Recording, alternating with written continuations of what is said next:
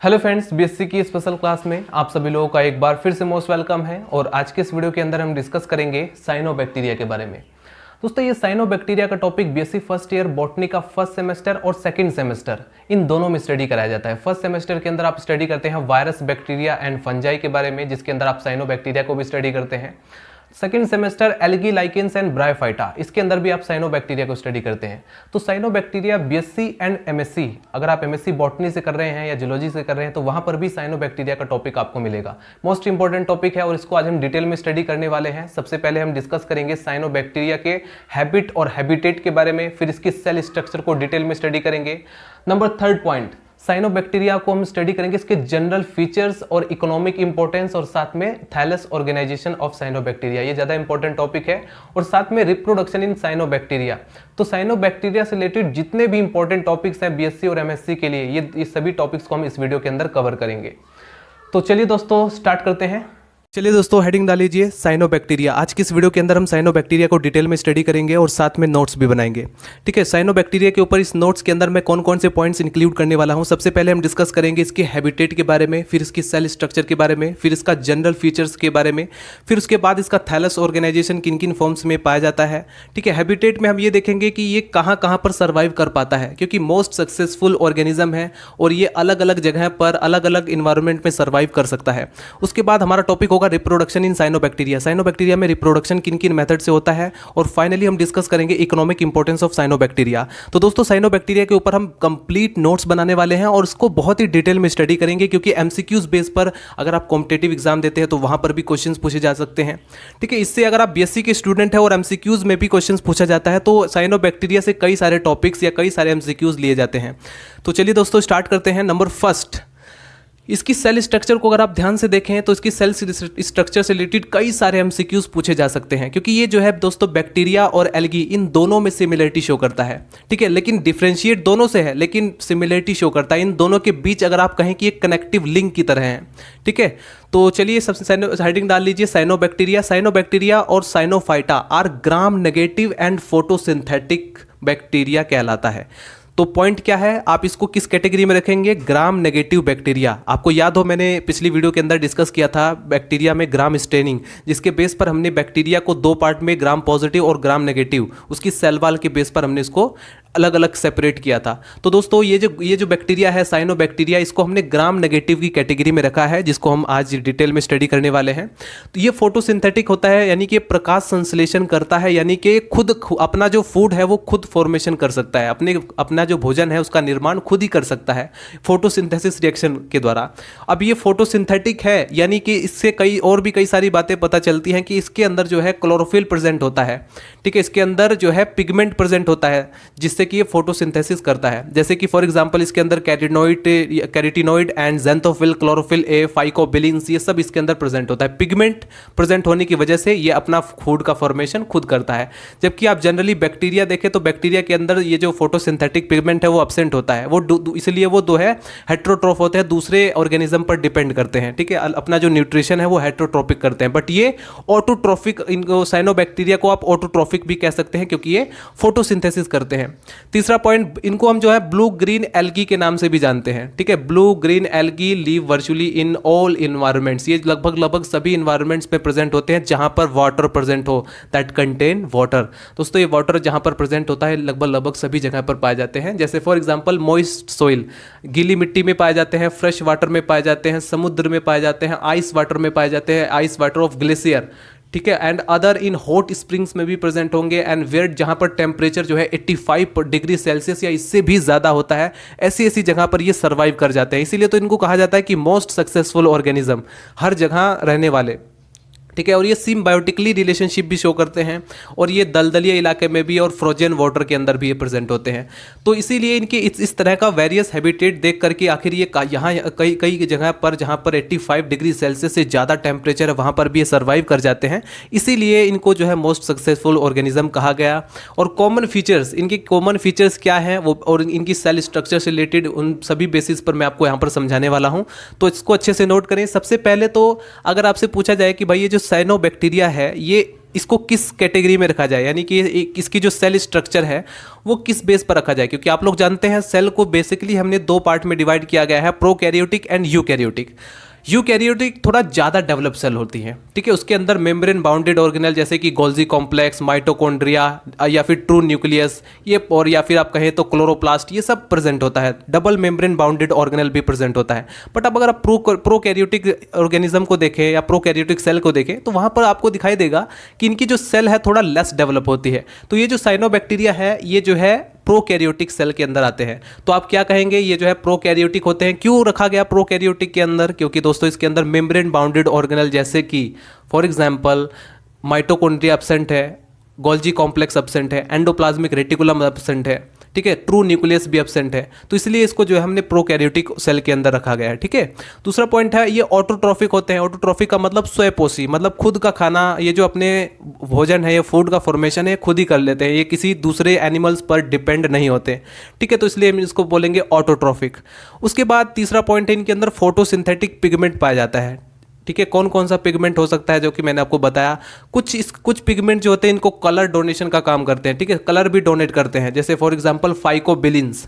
दोस्तों फाइकोबिलिन्स जो होती है वो सनलाइट की जो मैक्सिमम जो उसकी सोलर रेडिएशंस होती है उसको एब्जॉर्ब कर लेती है, ठीक है। और फाइकोबिलिन्स जो होती है वो 3 टाइप्स की होती है। एक होती है फाइकोसाइनिन जो कि ब्लू कलर प्रोवाइड कराती है साइनोबैक्टीरिया को। एक होता है एलोफाइकोसाइनिन्स जो वो भी जो है ब्लू कलर प्रोवाइड कराती है। और एक होता है फाइकोएरिथ्रिन जो कि रेड कलर प्रोवाइड कराती है, ठीक है। एक ऐसा समुद्र है वहाँ पर, अभी मैं आपको थोड़ी देर में वो नाम लिखवा दूंगा, वो भी आप याद कर लेना, कि जो एक ऐसा सी वाटर है जहाँ पर पूरा रेड कलर का वाटर दिखाई देता है due to the presentation of cyanobacteria, ठीक है। उसका नाम मैं भी लिखवा दूंगा। और आगे पॉइंट है, और भी कई सारे पॉइंट है। अभी मैंने आपको कहा कि फोटोसिंथेटिक होते हैं, यानी कि अपने फूड का फॉर्मेशन खुद करते हैं, क्योंकि इसके अंदर प्रेजेंट होता है पिगमेंट, क्लोरोफिल से मिलते जुलते पिगमेंट्स होते हैं जिसकी हेल्प से ये फोटोसिंथेसिस करते हैं। आगे पॉइंट है ये किन किन फॉर्म में, जनरली ये यूनिसेल्युलर फॉर्म में पाए जाते हैं, यानी कि अकेले रहना पसंद, मतलब इनकी जो सेल है वो यूनिसेल्युलर है, यानी कि सिर्फ एक सिंगल सेल की फॉर्म में, ठीक है। लेकिन कभी कभी आप देखेंगे कॉलोनियल भी प्रेजेंट होता है, फिलामेंटस भी होता है। अभी मैं आपको इसका थैलस ऑर्गेनाइजेशन दिखाऊंगा तो आपको पता लग जाएगा, ठीक है। आगे बढ़ते हैं। तीसरा पॉइंट है इसमें फ्लैजेल्ला एब्सेंट है। फ्लैजेल्ला का काम क्या होता है दोस्तों? फ्लैजेल्ला जो है लोकोमोशन में हेल्प करता है, एक एनिमल को एक जगह से दूसरे जगह पर जाने के लिए फ्लैजेल्ला हेल्प करता है। तो अब वो इसके अंदर एब्सेंट है, तो यानी कि क्या इसके अंदर लोकोमोशन नहीं होता होगा? होता है। कैसे होता है दोस्तों? ग्लाइडिंग मूवमेंट करते हैं, ठीक है, ग्लाइडिंग मूवमेंट, ग्लाइड करते हैं, ग्लाइड ऐसे जैसे मछलियां होती है ना समुद्र में, ऐसे ग्लाइडिंग करती हैं उड़ उड़ के ऐसे ऐसे, जस्ट इसी तरह से ये भी थोड़ा ग्लाइडिंग करते हैं। आगे हम बात करते हैं, ये जो है इनके अंदर जो न्यूक्लियस पाया जाता है वो प्रिमिटिव न्यूक्लियस होता है, उसको हम क्या बोलेंगे? न्यूक्लियोइड। प्रिमिटिव न्यूक्लियस यानी कि इंसिपिएंट न्यूक्लियस, प्रारंभिक न्यूक्लियस, ठीक है, यानी कि उसके अंदर न्यूक्लियर मेम्ब्रेन एब्सेंट है या और न्यूक्लियोलस एब्सेंट है, यानी कि इसके अंदर ट्रू न्यूक्लियस एब्सेंट होता है, ठीक है। अब ये तो आपको पता है कि जो प्रोकैरियोटिक सेल होती हैं उनका एक कॉमन फीचर्स है, उनके अंदर ट्रू न्यूक्लियस एब्सेंट होता है, ठीक है। तो इसके अंदर ये जो सेंटर में आप देखेंगे इनकी सेल को, ठीक है, अभी मैं आपको थोड़ा सा इसका फीचर्स लिखवा करके फिर मैं सेल की तरफ ही जाऊंगा और बहुत अच्छे से समझ में आ जाएगा, डोंट वरी। आगे बढ़ते हैं। इनके अंदर जो है रिजर्व फूड मटेरियल, जैसे आप लोग अब जैसे फोटोसिंथेसिस करता है तो फोटोसिंथेसिस करेगा तो इससे फूड का फॉर्मेशन करेगा, तो फूड का जो फॉर्मेशन करता है तो वो फूड कहाँ पर स्टोर होता है? इसी सेल के अंदर। तो वो इसमें जो RFM यानी कि रिजर्व फूड मटेरियल जो होता है वो साइनोफिशियन स्टार्च के फॉर्म में या ग्रेन्यूल भी आप कह सकते हैं उसके फॉर्म में होता है। किसके फॉर्म में? साइनोफिशियन स्टार्च या ग्रेन्यूल, ठीक है, रिजर्व फूड मटेरियल। तीसरा पॉइंट है लैक मेम्ब्रेन बाउंडेड ऑर्गेनल। इसके अंदर जो है जैसे कि मैंने आपको बताया एंडोप्लाज्मिक रेटिकुलम, गोल्जी कॉम्प्लेक्स या गोल्जी बॉडी, माइटोकॉन्ड्रिया, क्लोरोप्लास्ट, ये दोस्तों डबल मेम्ब्रेन बाउंडेड ऑर्गेनल होते हैं और ये इसके अंदर एब्सेंट होते हैं, इसी के कारण इसको जो है हमने प्रोकैरियोटिक सेल के अंदर कैटेगरी में रखा। उसके बाद पॉइंट आता है थैलेकॉइड्स। दोस्तों इसके अंदर जो थैलेकॉइड्स प्रेजेंट होते हैं, सबसे पहले तो आपको मैं बता दूं कि इसके अंदर फोटोसिंथेटिक लैमेली यानी कि एक जो है photosynthetic lamellae like structure present होती हैं जिसको हम बोलते हैं दोस्तों थैलेकॉइड्स, ठीक है। मैंने आपको क्लोरोप्लास्ट का एक टॉपिक पढ़ाया था, उसमें मैंने आपको बताया था कि thylakoids are stacked together to form granum. Thylakoid जो होते हैं एक के ऊपर एक, एक के ऊपर एक, एक के ऊपर एक सिक्के की तरह एक स्ट्रक्चर बना लेते हैं और पूरे उस स्ट्रक्चर को, उस पूरे बंडल को हम बोलते हैं ग्रेनम। तो दोस्तों इसके अंदर जो थैलेकॉइड्स प्रेजेंट है वो ग्रेनम नहीं बनाते। यानी सिंपली मैं कहूँ कि वो जो है इसमें जो है फ्रीली मूवमेंट में थैलेकोइड जो है प्रेजेंट होते हैं, फ्रीली घूम साइटोप्लाज्म में। और साइटोप्लाज्म में इसका जो दोस्तों साइनोबैक्टीरिया के जो सेल का साइटोप्लाज्म है उसको दो पार्ट में डिवाइड किया गया है। एक तो होता है इसका आउटर साइटोप्लाज्म, ठीक है, एक तो इसका सेंटर होता है, ठीक है, उसको हम बोलेंगे एंडोप्लाज्म। और जो बाहर वाला जो आउटर होता है उसको जिसको हम एक्टोप्लाज्म या क्रोमोप्लाज्म भी बोलते हैं। क्रोमोप्लाज्म इसलिए बोलते हैं क्योंकि ये जो फोटोसिंथेटिक लैमेली या थैलेकोइड पाए जाते हैं दोस्तों इसके अंदर पिगमेंट प्रेजेंट होते हैं, कलर्ड पिगमेंट, जो कि साइनोबैक्टीरिया को green, red colour, different colour provide कराते हैं, मेनली ग्रीन और रेड कलर, ठीक है। तो और आगे बढ़ते हैं। तो एक पॉइंट आपने नोट किया कि थाइलेकोइड जो होते हैं वो स्कैटर्ड फॉर्म में यानी कि बिखरे हुए पाए जाते हैं साइटोप्लाज्म में, और कहाँ पर, मेनली क्रोमोप्लाज्म में। आप सेंटर में बिल्कुल नहीं दिखाई देगा, ये जो है प्रिफेरी पर ही बिखरे हुए दिखाई देंगे थैलेकोइड्स सेल के अंदर, करेक्ट। और ये जो है थोड़ा स्कैटर्ड और फ्रीली मूवमेंट में। तीसरा पॉइंट इसकी जो दोस्तों लगभग 1500 स्पीसीज हैं जो कि मैंने आपको बताया कि गीली मिट्टी में, ठीक है, ऐसी जगह पर जो कि ऑलरेडी मैं बता ही चुका हूँ कि ये जो है हॉट स्प्रिंग टेम्परेचर, अलग अलग टेम्परेचर पर, फ्रोजन वाटर पर या मॉइस्ट प्लेसेस पर, ऐसी जगह पर जहाँ पर वाटर कंटेंट रहता है, वाटर प्रेजेंट रहता है, ऐसी जगह पर इसकी 1500 स्पीसीज प्रेजेंट होते हैं। और दोस्तों साइनोबैक्टीरिया जो सेल है इसको जो है ब्लू ग्रीन एल्गी, ये जो ब्लू ग्रीन कलर कौन प्रोवाइड कराता है, फाइकोसाइनिन और फाइकोएरिथ्रिन की वजह से ही इसमें ब्लू और ग्रीन कलर इसमें मिलता है, ठीक है, इसलिए इनका ब्लू और ग्रीन कलर होता है। तीसरा पॉइंट है लार्जर देन बैक्टीरिया। दोस्तों जैसे अगर आप कंपैरिजन करें बैक्टीरिया का साइनोबैक्टीरिया से, तो साइनोबैक्टीरिया थोड़ी बैक्टीरिया से डेवलप सेल हो जाती है। क्यों होती है? क्योंकि दोस्तों आपको पता है इसके अंदर सबसे पहला एडवांटेज है कि ये ऑटोट्रॉफिक है due to the presentation of chlorophyll a, यानी कि इसके अंदर जो है पिगमेंट प्रेजेंट होते हैं, फोटोसिंथेटिक पिगमेंट, इसकी हेल्प से फोटोसिंथेसिस करते हैं। तो ये एक अपने आप में एक बड़ा एडवांटेज हो जाता है। तो बैक्टीरिया से लार्जर होता है, ये भी पॉइंट है। हैव पेप्टाइडोग्लाइकन वाल। दोस्तों इसकी जो सेकंड एक और स्ट्रक्चर मैं आपको बताता हूं दोस्तों, जो साइनोबैक्टीरिया का जो सेल एनवलप होता है, यानी कि सेल वाल जो है, एनवलप है, वो 4 लेयर में प्रेजेंट होती हैं। एक तो होता है इसमें बाहर की तरफ जो आपको लेयर दिखाई दे रही हैं, इसको हम बोलते हैं दोस्तों, ये आउटर म्यूसिलिजिनस वाल होती है या जिलिटिनियस कवर भी आप इसको बोल सकते हैं। और उसके बाद ये जो अंदर वाली होती है इसको हम बोलेंगे म्यूकोपोलीमेरिक, या आप कह सकते हैं कि ये जो है पेप्टाइडोग्लाइकोन, जो सेकंड लेयर होती है वो पेप्टाइडोग्लाइकोन लेयर की होती है। और ये जो है आपको जो दिखाई दे रहा है, ये जो म्यूकोपोलीमेरिक जो होती है, ये किस किस चीज़ों की बनी होती है? Made up of aniline, glucosamine, muramic acid, या आप ग्लूटामिक एसिड प्रेजेंट होता है, अल्फा डाई अमीनोपोनेटिक एसिड्स। तो ये सब जो है इसकी जो है ये जो अंदर वाली जो मेम्ब्रेन आपको दिखाई दे रही है, जो सेकेंड और थर्ड लेयर है, वो सब बनी होती हैं। और इसके बाद जो सबसे अंदर की तरफ जो वाल है उसको बोलते हैं सेल मेम्ब्रेन या साइटोप्लाज्मिक मेम्ब्रेन, ठीक है, वो तो बनी होती है लिपोप्रोटीन। उसकी स्ट्रक्चर को तो मैं ऑलरेडी बता ही चुका हूँ। लगभग हर ऑर्गेनिज्म में, मैक्सिमम ऑर्गेनिज्म में लिपोप्रोटीन यानी कि लिपिड प्लस प्रोटीन की बनी होती हैं। पाइल जो कि मैं ऑलरेडी प्लाज्मा मेम्ब्रेन का टॉपिक अगर आपने कवर किया हुआ है तो वहाँ पर आपको ईजिली समझ में आएगा। मैंने 1 घंटे का लेक्चर बनाया हुआ है, चैनल के अंदर जाएंगे वो भी टॉपिक मिल जाएगा। तो मेनली बेसिकली आपको क्या जानना है कि इसका जो सेल एनवलप है वो 4 लेयर का बना होता है। और बाहर की तरफ ये जो आपको लेयर दिखाई दे रही है, ये देखेंगे ये जो मैट्रिक्स पूरा का पूरा जो दिखाई दे रहा है बाहर की तरफ, म्यूसिलेजिनस, सबसे बाहर की जो कवरिंग है ये होमोजीनियस मैट्रिक्स होती है। इसमें small microfibrils pectic acid present होते हैं, म्यूकोपॉलीसैकेराइड्स प्रेजेंट होती हैं, और यही जो है वाटर को एब्जॉर्ब करती हैं, करेक्ट। और ये बात तो ऑलरेडी मैं बता ही चुका हूं कि इसमें फ्लैजेल्ला एब्सेंट होता है। आगे बढ़ते हैं। आगे बढ़ेंगे तो साइनोबैक्टीरियल सेल ये लार्जर होती है और पेप्टाइडोग्लाइकन वाल रहती है। इसमें जो दोस्तों नेकेड डीएनए प्रेजेंट होता है। सबसे पहले तो आपको ये पता होना चाहिए कि डीएनए प्रेजेंट कहाँ पर होता है। डीएनए दोस्तों ये जो है इसमें, जैसे कि मैंने आपको बताया, इसके साइटोप्लाज्म को 2 पार्ट में डिवाइड किया गया, एक आउटर और एक इनर। जो इनर वाला जो पार्ट है, जो सेंट्रल पार्ट है सेल का, उसके अंदर जो है double standard circular DNA present होता है।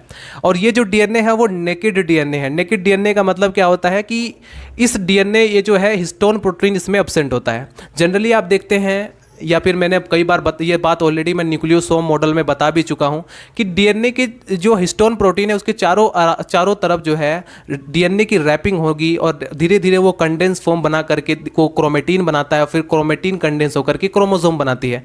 बट यहाँ पर हिस्टोन प्रोटीन एब्सेंट है और इसमें जो है double standard circular DNA present है, जो कि प्रोकैरियोटिक सेल का एक मेन फीचर्स होता है।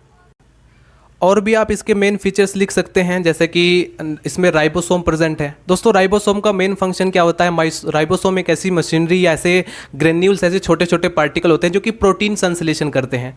दोस्तों प्रोकैरियोटिक सेल है, यानी कि इसमें 70S टाइप राइबोसोम प्रेजेंट है। तो राइबोसोम किस तरह का है? 70S टाइप का। यूकैरियोटिक सेल में 80S टाइप का होता है। और राइबोसोम का मेन फंक्शन क्या होता है? ध्यान रखना, प्रोटीन का संश्लेषण करना। करेक्ट। और आगे बढ़ते हैं हम। इसमें डीएनए भी मैंने बताया, राइबोसोम भी इसमें प्रेजेंट है। इसका मेन फंक्शन होता है नाइट्रोजन का फिक्सेशन करना। दोस्तों जैसे कि इन्वायरमेंट में फ्री अवस्था में जो नाइट्रोजन प्रेजेंट है, प्लांट उसको डायरेक्टली नहीं ले पाते। तो ये जो साइनोबैक्टीरिया है, जैसे फॉर एग्जांपल मैं आपको बताता हूँ, धान का जो खेत होता है, पैडी फील्ड जो होती है दोस्तों, धान के खेत को नाइट्रोजन की ज़रूरत होती है। तो ऐसी जगह पर साइनोबैक्टीरिया का प्रेजेंट होना उनके लिए काफ़ी ज़्यादा हेल्पफुल रहता है, क्योंकि उन्हें नाइट्रोजन का फिक्सेशन ये साइनोबैक्टीरिया मैक्सिमम कर देते हैं।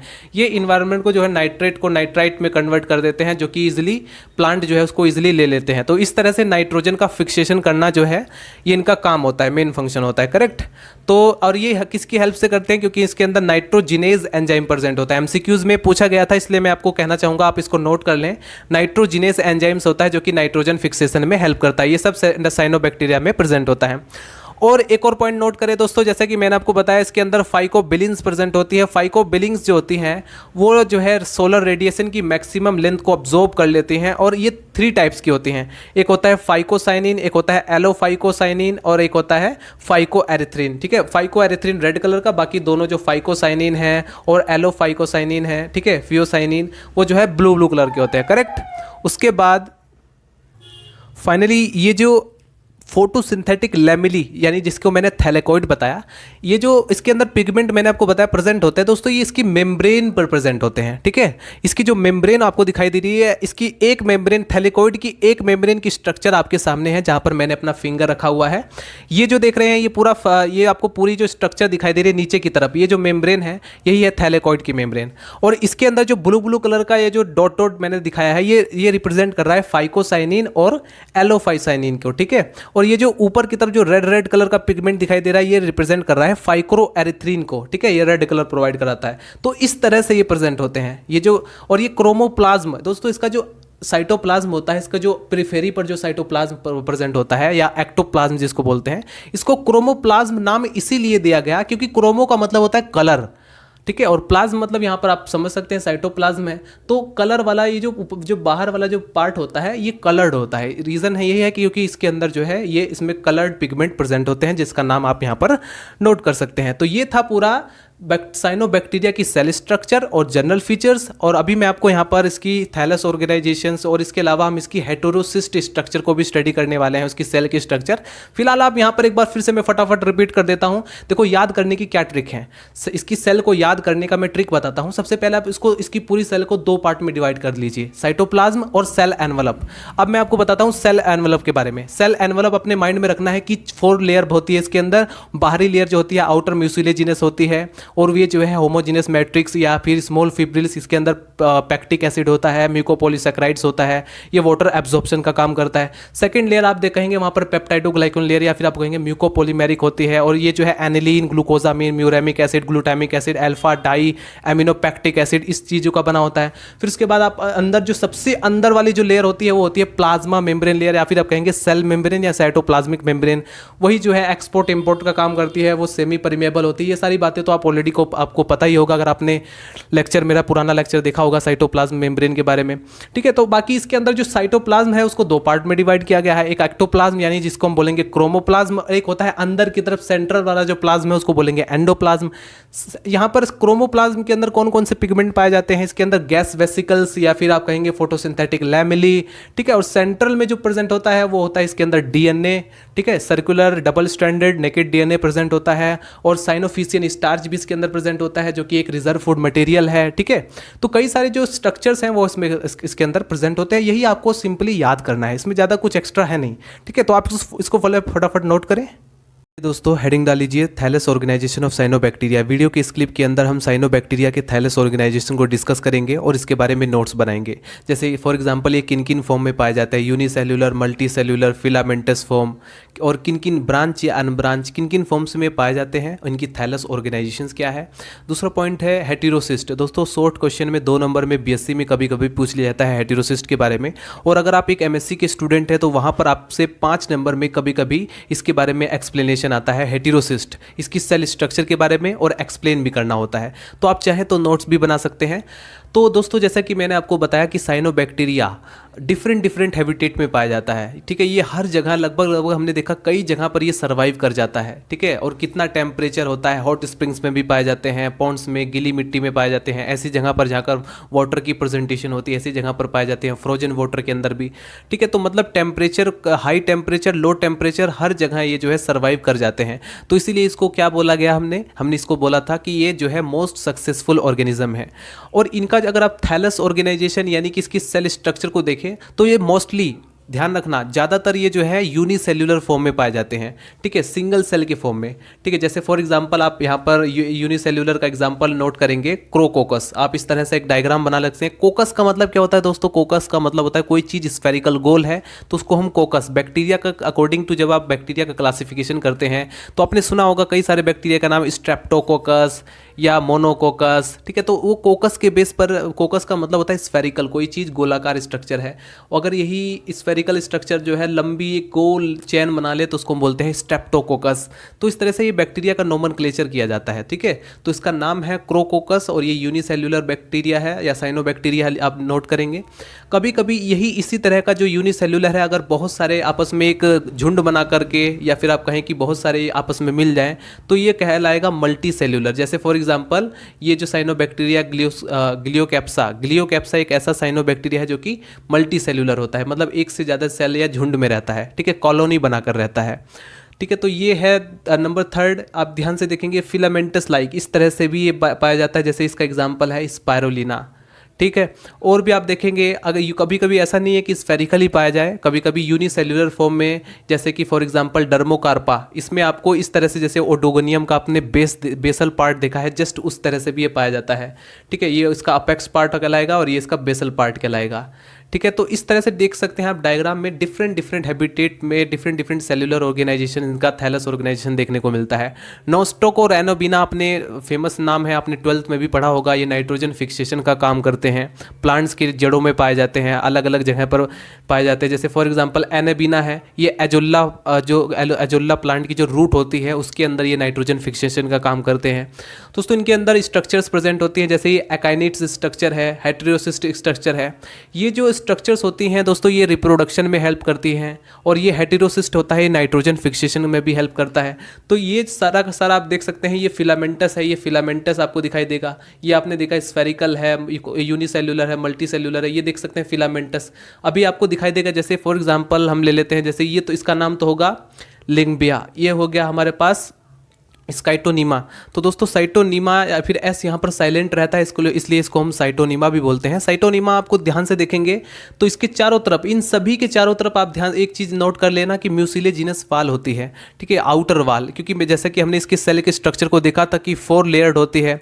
तीसरा पॉइंट ये है कि ये जो है, अभी आपको लग रहा होगा ये ब्रांचिड है, लेकिन ये ब्रांचिड नहीं होती। 2 यहाँ पर आप देखेंगे 2 साइटोनीमा आपस में इस तरह से जुड़ गई हैं, लेकिन ये ब्रांचिड स्ट्रक्चर नहीं होती, इसको बोला जाता है फॉल्स ब्रांच। दिखता है कि हाँ ये जो है ब्रांचिड है, बट ये ब्रांचिड नहीं होती, इसलिए इसको बोला जाता है फॉल्स ब्रांच। और इन सभी में लगभग ध्यान से देखेंगे हेटेरोसिस्ट पाया जाता है।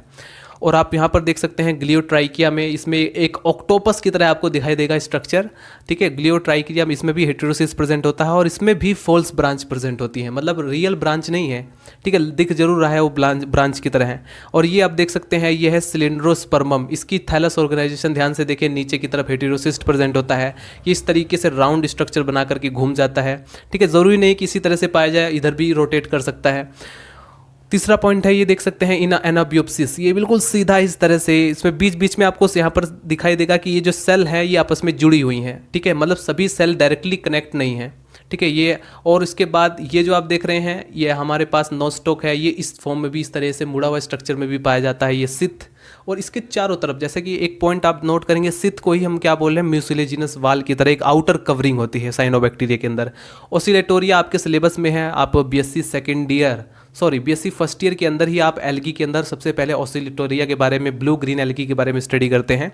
तो ओसिलेटोरिया देखेंगे ये बिल्कुल इस तरह से एकदम फिलामेंटस आपको दिखाई देगा, ठीक है। और इसके अंदर की जरूरी नहीं कि हर ओसिलेटोरिया या फिर हर ब्लू ग्रीन एल्गी या हर साइनोबैक्टीरिया के अंदर प्रेजेंट हो हेटेरोसिस्ट। कहीं पर आपको हेटेरोसिस्ट अब्सेंट भी दिखाई देगा, जैसे आप यहाँ पर देखेंगे इसमें हेटेरोसिस्ट प्रेजेंट है और इसमें हेटेरोसिस्ट अब्सेंट है।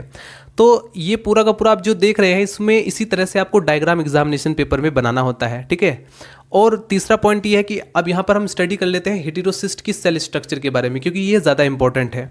दोस्तों जैसे कि हमने यहाँ पर साइनोबैक्टीरिया की सेल स्ट्रक्चर को स्टडी किया, जस्ट इसका जो भी हेटेरोसिस्ट की स्ट्रक्चर भी लगभग सेम है। इसमें भी 4 वाल्स होती हैं, ये जो है 4 लेयर का बना होता है। इसका भी सेल एनवलप जो होता है वो 4 लेयर में डिवाइड होता है, आउटर वाल, मिडल वाल, इनर वाल, ठीक है। तो आउटर वाल यहाँ पर देखेंगे ये सबसे पहले तो म्यूसिलेजिनस वाल है, और इसकी जो सेल वाल होती है वो पैक्टीन की बनी होती है, सेलुलोज की बनी होती है, ठीक है। ये यहाँ पर आप देखेंगे आउटर मिडल वाल हो जाएगी, और ये इनर वाल होती है, ठीक है, जो कि इस आप कह सकते हैं साइटोप्लाज्मिक वॉल भी आप मेम्ब्रेन भी बोल सकते हैं इसको, ठीक है। और यहाँ पर आप जो देख रहे हैं इसमें पोर भी प्रेजेंट होते हैं, ठीक है। ये पोर ये हेल्प करते हैं प्रोटोप्लाज्मिक कनेक्शन में, ठीक है। जैसे कि एक सेल से दूसरा प्रोटोप्लाज्मिक मटेरियल एक्सपोर्ट इंपोर्ट का काम करता है, तो ये प्रोटोप्लाज्मिक कनेक्शन में ये पोर हेल्प करते हैं, इसलिए इसको हम पोलर पोर भी बोलते हैं। और जब ये मैच्योर हो जाता है तो इसमें जस्ट यहाँ पर जैसे कि आप यहाँ पर देख सकते हैं पोलर पोर दोनों साइड प्रेजेंट है, और ये जो बना हुआ है स्ट्रक्चर दोनों तरफ, इसको हम बोलते हैं दोस्तों पोलर नोड्यूल। पोलर नोड्यूल जब जैसे ही ये मैच्योर हो जाएगा हेटेरोसिस्ट, तो उस समय पोलर नोड्यूल बन जाता है, और ये इस पोर को पूरी तरीके से ढक देता है, ठीक है। मतलब यहाँ पर जो प्रोटोप्लाज्मिक कनेक्शन है वो पूरी तरीके से बंद हो जाता है। तो थोड़ा सा मैकेनिज्म भी समझना होता है, ठीक है। इसके अंदर अब यहाँ पर हमने वाल के अंदर आप ध्यान से देखेंगे तो इसमें भी फोटोसिंथेटिक लैमेली प्रेजेंट होती है, यानी कि जो थैलेकॉइड है वो प्रेजेंट होता है। बट डिफ्रेंशिएशन क्या है कि भाई इसके अंदर जो थैलेकॉइड प्रेजेंट है उस पर जो है फाइकोबिलिन्स अब्सेंट होता है, ठीक है। जैसे कि हमने इसकी कंप्लीट जब साइनोबैक्टीरिया की सेल स्ट्रक्चर को देखा तो वहाँ पर उसकी थैलेकॉइड पर फाइकोबिलिन्स प्रेजेंट था, बट इसमें एब्सेंट होता है, करेक्ट। और भी इसमें कई सारे पॉइंट्स हैं जो कि आप नोट सकते हैं। इसके अंदर इसकी साइटोप्लाज्म में ग्लाइकोलिपिड्स, कुछ बायोमोलिक्यूल्स भी प्रेजेंट होते हैं, करेक्ट। और ये कहाँ पर हेटेरोसिस्ट जनरली एक मेन क्वेश्चन है कि कहाँ पर पाया जाता है, तो फिलामेंटस साइनोबैक्टीरिया, ऐसे साइनोबैक्टीरिया जो कि फिलामेंटस होते हैं जनरली उसी के अंदर पाया जाता है। और इसका मेन फंक्शन क्या है, नाइट्रोजन फिक्सेशन करना। दूसरा वेजिटेटिव रिप्रोडक्शन भी करता है, क्योंकि जब ये सेपरेट हो जाता है मेन थैलस से सेपरेट होकर के ये एक नया थैलस बनाने की क्षमता रखता है, तो इसलिए ये जो है वेजिटेटिव रिप्रोडक्शन भी हेल्प करता है। फिन ने कहा 1968 में कि ये जो हेटेरोसिस्ट होता है साइनोबैक्टीरिया के अंदर, ये नाइट्रोजन फिक्सेशन का वर्क करता है, करेक्ट। और भी आप हेटेरोसिस्ट के बारे में नोट कर सकते हैं दोस्तों, ये इम्परमिएबल होता है ऑक्सीजन के लिए, लेकिन नाइट्रोजन के लिए परमिएबल होता है। परमिएबल इम्परमिएबल का केस मैंने आपको कई बार बताया, कहाँ पर बताया था मैंने आपको, जब मैंने आपको पढ़ाया था प्लाज्मा मेम्ब्रेन का टॉपिक, ठीक है। तो अगर आप वो टॉपिक क्लियर है तो आपको कई सारे सेल, हमेशा ध्यान रखना आप कोई भी ऑर्गेनिज्म स्टडी कर रहे हैं बायोलॉजी के अंदर सेल मोस्ट इंपॉर्टेंट है। अगर आपको बायोलॉजी को स्ट्रॉन्ग बनाना है तो सेल का स्ट्रक्चर, सेल के जितने भी सेल ऑर्गन्स है, सेल डिवीजन, ये पूरा चैप्टर एकदम क्लियर होना चाहिए। ये कंसेप्ट अगर आपका क्लियर है तो आप बायोलॉजी में कहीं पर भी आपको प्रॉब्लम नहीं होगा, किसी भी ऑर्गेनिज्म की स्ट्रक्चर को समझने में कोई प्रॉब्लम नहीं होगा, करेक्ट। थैलेकॉइड लैक फाइकोबिलिंग्स, जैसे कि मैंने आपको बताया इनकी थैलेकॉइड पर फाइकोबिलिंग्स अब्सेंट होता है, और इसमें इस हेटेरोसिस्ट के अंदर नाइट्रोजिनेज एंजाइम होता है जिसकी हेल्प से ये नाइट्रोजन फिक्सेशन का काम करते हैं, करेक्ट। तो ये हमने क्या नोट किया, ये साइनोबैक्टीरिया का पूरा थैलस ऑर्गेनाइजेशन है। अगर क्वेश्चन इस तरह से, वैसे अगर 2 नंबर में आता है तो आपको कोई भी लिखने की ज़रूरत नहीं है, लेकिन एमएससी में मैंने देखा है इस पर पूरा एक लॉन्ग क्वेश्चन पूछ लिया जाता है 10 नंबर में या 5 नंबर में according to your examination pattern. तो वहाँ पर आपको कम से कम 7-8 पेज लिखने की ज़रूरत होती है, आपको कम से कम ज़्यादा से ज़्यादा आपको डायग्राम में एक्सप्लेन करना होता है। तो ऐसे में आपको ये पूरा का पूरा ये जो थैलस ऑर्गेनाइजेशन है ये भी लिख सकते हैं, और इसकी सेल स्ट्रक्चर के साथ साथ आप इसकी जो हेटेरोसिस्ट की जो सेल स्ट्रक्चर है इसको भी आप अच्छे से एक्सप्लेन कर सकते हैं, इसका डायग्राम भी बना सकते हैं। तो दोस्तों ये अब हम डिस्कस करेंगे साइनोबैक्टीरिया के अंदर रिप्रोडक्शन। अभी आप इसको फटाफट नोट करें। ये दोस्तों हेडिंग डाल लीजिए, रिप्रोडक्शन इन साइनोबैक्टीरिया। साइनोबैक्टीरिया में रिप्रोडक्शन 2 मेथड से होता है। एक होता है वेजिटेटिव रिप्रोडक्शन, दूसरा होता है asexual reproduction.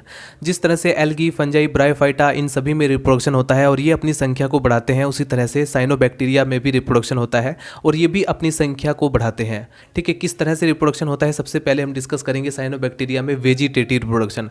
Cyanobacteria are multiply by vegetative और asexual method. Number first method is that vegetative या वृद्धि जनन। तो देखते हैं सबसे पहले वेजिटेटिव रिप्रोडक्शन में नंबर फर्स्ट मेथड है बाइनरी फिजन। बाइनरी अगर वर्ड को स्प्लिट करें तो आपको समझ में आएगा 2।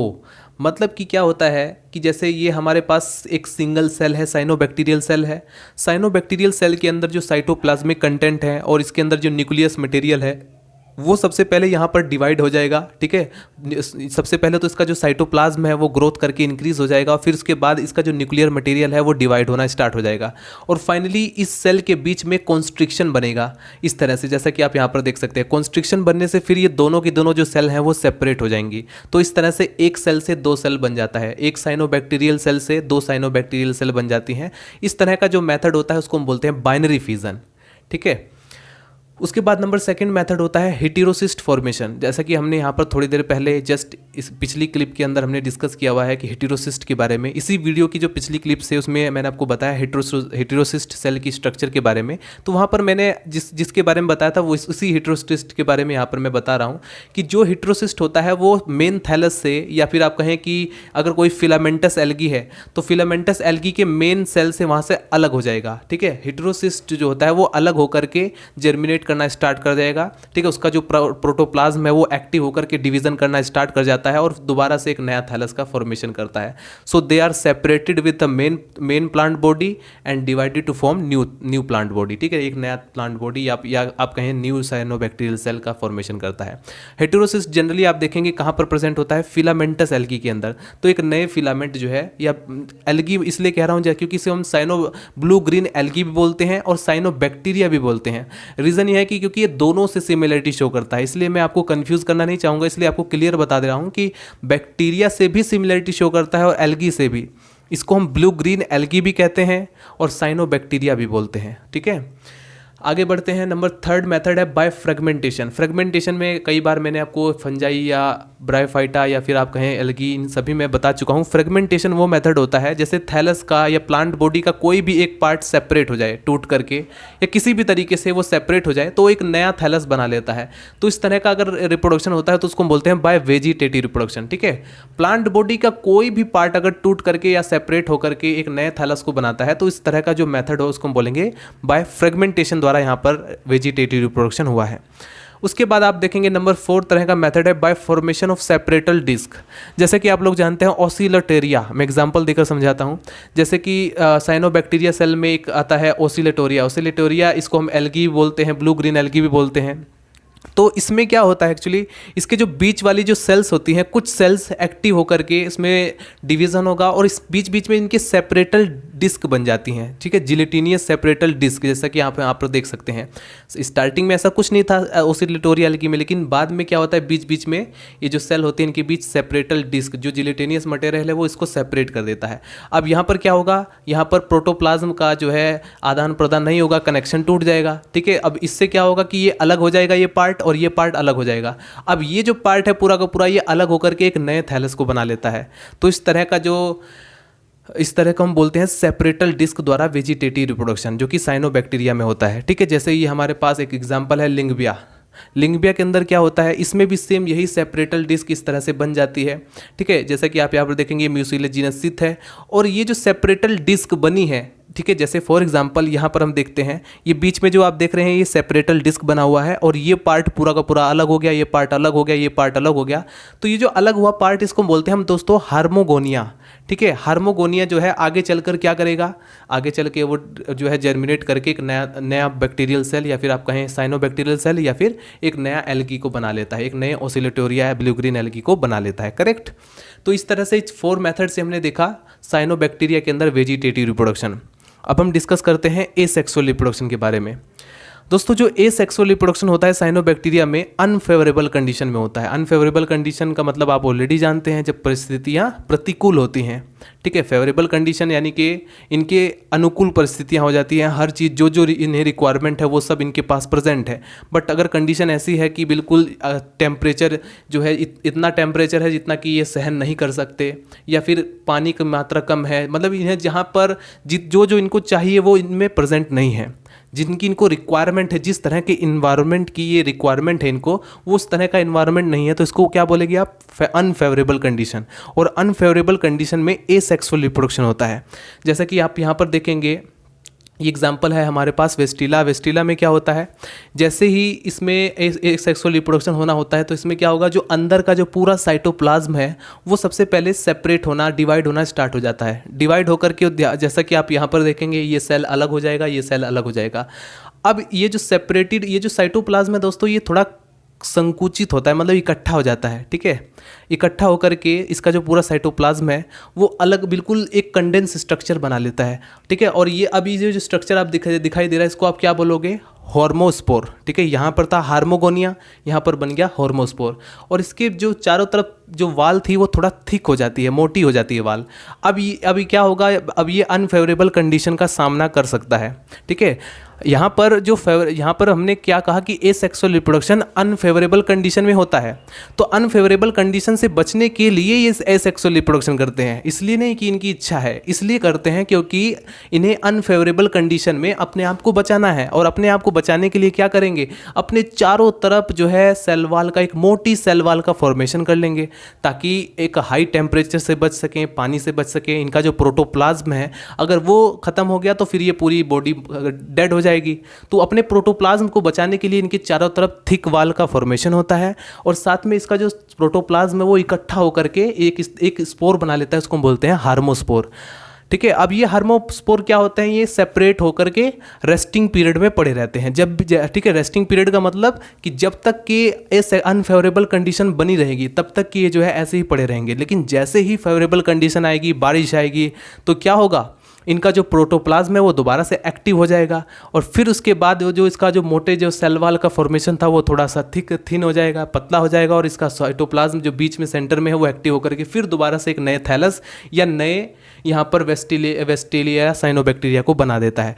तो इस तरह से बनता है, इस तरह से इसके अंदर आप कहेंगे कि एसेक्सुअल रिप्रोडक्शन हार्मोस्पोर के द्वारा हुआ, ठीक है। एग्जाम्पल है वेस्टिलिया। नोस्टॉक के अंदर क्या होता है दोस्तों, जैसे कि एनाबीना, नोस्टॉक या सिलेंड्रियोस्पर्मम, ये तीन ऐसी साइनोबैक्टीरियल सेल हैं, या आप कहेंगे ये तीन ऐसे फिलामेंटस साइनोबैक्टीरिया हैं जिसके अंदर एकिनिट्स के द्वारा जो है एसेक्सुअल रिप्रोडक्शन होता है। एकिनिट्स के अंदर भी सेम यही होता है कि एक्चुअली इनका जो फिलामेंटस भाग है, इसके बीच बीच में जो सेल्स प्रेजेंट होती हैं, कुछ सेल्स एक बीच में एकदम इकट्ठा हो जाएंगी, क्योंकि दोस्तों रीज़न ये है कि अनफेवरेबल कंडीशन में ही यहाँ पर भी होता है। यहाँ पर ये जो एकिनिट्स का फॉर्मेशन हुआ वो भी अनफेवरेबल कंडीशन में हुआ, ठीक है। अब परिस्थितियाँ इनके प्रतिकूल हैं, तो इस कंडीशन में क्या करेंगी, ये जो सेल होती हैं ये फूड मटेरियल को इकट्ठा करके, ठीक है, बीच बीच में जो सेल होंगी वो फूड मटेरियल को इकट्ठा करके एकदम थिक वाल का फॉर्मेशन करती हैं, ताकि अनफेवरेबल कंडीशन से बच सकें। और फिर उसके बाद जैसे ही फेवरेबल कंडीशन आएगा, ये जो एकिनिट्स आपको दिखाई दे रहे हैं, देखो यहाँ पर ये एकिनिट्स बना हुआ है, एनाबीना ब्लू ग्रीन एल्गी, या फिर आप कहें कि साइनोबैक्टीरिया, नोस्टॉक साइनोबैक्टीरिया, ठीक है। और ये आप देख सकते हैं सिलेंड्रोस्पर्मम, इनके अंदर, इन तीनों के अंदर एकिनिट्स यहाँ पर मैंने शो किया हुआ है। तो ये एकिनिट्स जैसे ही फेवरेबल कंडीशन आएगा ये दोबारा से एक नए थैलस को बना लेते हैं, ठीक है। और इसके अलावा साइनोबैक्टीरिया में और भी कई तरह से होते हैं, जैसे कि ये हमारे पास एक्सोस्पोर फॉर्मेशन और एंडोस्पोर फॉर्मेशन। यहाँ पर आप देखेंगे जो साइटोप्लाज्म कंटेंट होता है, ठीक है, सेल के अंदर जो साइनोबैक्टीरियल सेल है उसके अंदर जो साइटोप्लाज्म कंटेंट होता है वो क्या होगा, छोटे छोटे पार्ट में एकदम डिवाइड होकर के क्या बना लेता है दोस्तों, राउंडेड बॉडीज़, एक गोलाकार छोटी छोटी बॉडीज़ बना लेता है इस तरह से। जैसा कि आप यहाँ पर देखेंगे, सबसे पहले साइटोप्लाज्म जो है थोड़ा अपने मटेरियल को बढ़ाता है, ठीक है। अब बढ़ाने के बाद आप देखो इसके अंदर जो है cytoplasm divided by many bodies, इसके अंदर बहुत सारी बॉडीज़ बन जाती हैं।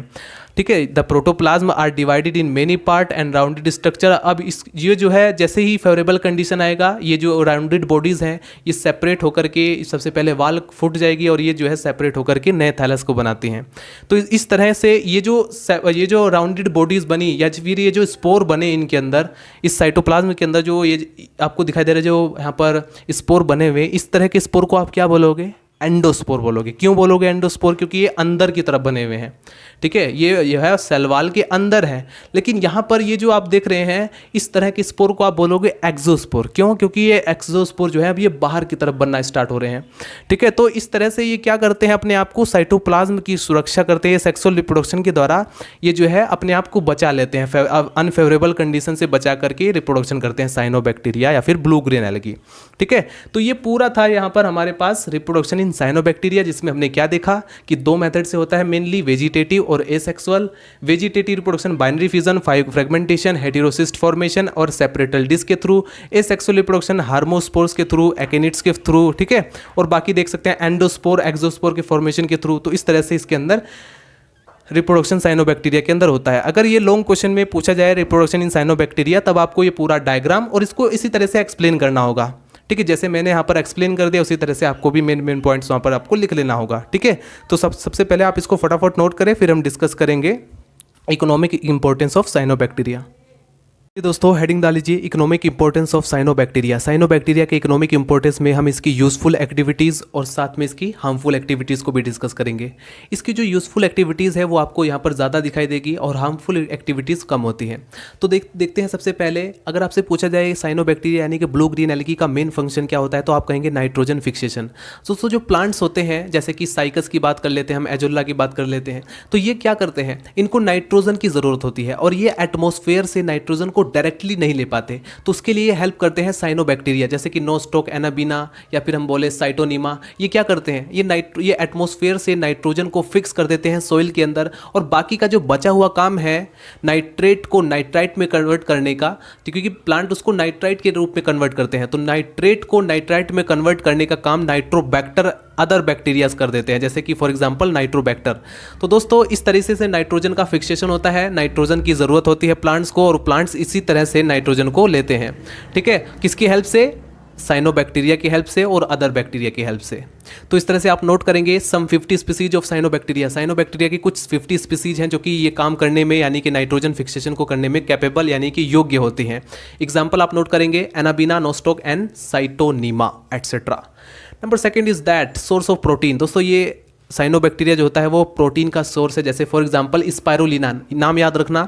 Spirulina is being used as a source of protein rich supplement to diet of human diet के लिए जो है सप्लीमेंट में यूज होता है spirulina. Number third is food. Balls of nostoc commonly are used as a food of Chinese and South Americans. ये जो Chinese लोग हैं इन्होंने कुछ नहीं छोड़ा, तो इसको क्या खाक छोड़ देते, साइनोबैक्टीरिया को भी इन्होंने जो है, और उस फूड का नाम क्या रखा इन्होंने, योको, ठीक है। तो इसको नोट कर लेंगे। चौथा पॉइंट है replacement of soil. Cyanobacteria like Nostoc, Scytonema and Aulosira are used for the replacement of uses sterile alkaline and soils. Number fifth point है prevention of growth and of mosquito larva. जो मच्छर के जो larva होते हैं उनको ये मारता भी है साइनोबैक्टीरिया। तो few species of Aulosira and Anabaena are included in ponds. तालाबों में जो है इंक्लूड होकर के to check the development of mosquito larva. जो लार्वा है मॉस्किटो का जो लार्वा है, मच्छर का जो लार्वा है, उसको जो है ये डैमेज कर देता है, प्रिवेंशन करता है। प्रिवेंशन मतलब रक्षा करना, प्रिवेंट। नंबर 6 पॉइंट है ग्रीन मैनर। दोस्तों जो ग्रीन मैनर का मतलब ग्रीन खाद, तो in Sambhar lake Rajasthan anabaena and spirulina is produce in large number of local people used as a green manure. जो लोकल आसपास के जो पीपल हैं या लोग हैं वो क्या करते हैं, वो इसको ग्रीन खाद के रूप में भी अपने खेतों में इसको लगाते हैं, तो ताकि उनकी फसल अच्छे से हो पाए, ठीक है, क्योंकि नाइट्रोजन का फिक्सेशन होगा। तो इस तरह से ये ग्रीन मैनर का भी यूज़ होता है। हार्मफुल एक्टिविटीज़ में अगर चेक करें, क्योंकि कोई चीज़ अगर सही एक्टिविटीज़ दे रही है, यूज़फुल एक्टिविटीज़ है, तो कुछ हार्मफुल एक्टिविटीज़ भी हैं, जैसे कि स्पॉयलेज ऑफ ड्रिंकिंग वाटर। जो हमारा पीने का पानी होता है उसको स्पॉयलेज कर देता है, ठीक है, उसको गंदा कर देता है। साइनोबैक्टीरिया की वजह से वो पूरा जो पीने का पानी है वो गंदा हो जाता है। Number second disease. Disease cause करने में, जैसे कि स्किन इन्फेक्शन, हमारी स्किन इन्फेक्शन करने में आप यहाँ नाम भी याद रख सकते हैं, लिंगबिया। ये क्या करता है, ये जो है हमारी स्किन डिजीज़ कॉज करता है। टॉक्सिक सिक्रेटिंग साइनोबैक्टीरिया, कुछ साइनोबैक्टीरिया ऐसे होते हैं जो कि टॉक्सिक मटेरियल को सिक्रेट करते हैं और वाटर ब्लूम के लिए रेस्पॉन्सिबल होते हैं। तो गाइज ये था economic importance of cyanobacteria. So guys, finally I want to say that something if you like this video, please don't forget to subscribe my channel, because of that मैं इस channel पर, अपन इस channel पर इसी तरह के वीडियोस को upload करने का, अगर आपको ये वीडियो पसंद आने का तो प्लीज़ इसको लाइक करने का, और अगर इसी तरह का और भी वीडियोस आपको चाहिए तो आप चैनल को सब्सक्राइब कर लें। मिलते हैं नेक्स्ट वीडियो में, बाय बाय, टाटा।